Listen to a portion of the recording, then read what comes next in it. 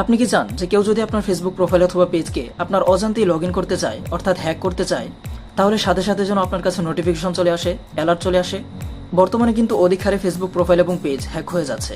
বড় বড় প্রোফাইল, বড় বড় পেজ হ্যাকাররা হ্যাক করে নিচ্ছে। তাই আপনার সাথেও এরকমটা হওয়ার আগেই এই ভিডিওটি দেখে নিন, কারণ এই ভিডিওতে আমি আপনাদেরকে দুইটা সেটিংস দেখাবো।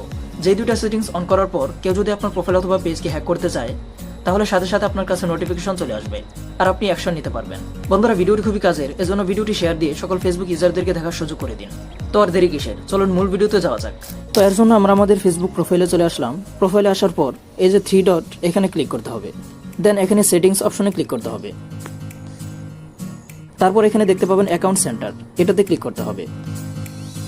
দেন পাসওয়ার্ড অ্যান্ড সিকিউরিটি। এবার সবার নিচে এসে দেখতে পাবেন সিকিউরিটি অ্যালার্টস, এটাতে ক্লিক করতে হবে। এবার এখানে দুইটা অপশন দেখতে পাবেন। যদি আপনার দুইটা অপশন অফ থাকে তাহলে সিম্পলি এই দুইটা অপশনকে অন করে দিবেন। বাস, আমাদের কাজ শেষ। এবার যদি আমার অজান্তে আমার ফেসবুক অ্যাকাউন্ট কেউ লগ ইন করতে চায়, হ্যাক করতে চায়, তাহলে সাথে সাথে আমার কাছে নোটিফিকেশন চলে আসবে আর আমি অ্যাকশন নিতে পারবো। তো বন্ধুরা, এই ছিল আমাদের আজকের ভিডিও। আশা করি ভিডিওটি আপনাদের ভালো লেগেছে। যদি ভালো লেগে থাকে তাহলে অবশ্যই লাইক, শেয়ার এবং ফলো করে আমাদের পাশেই থাকুন।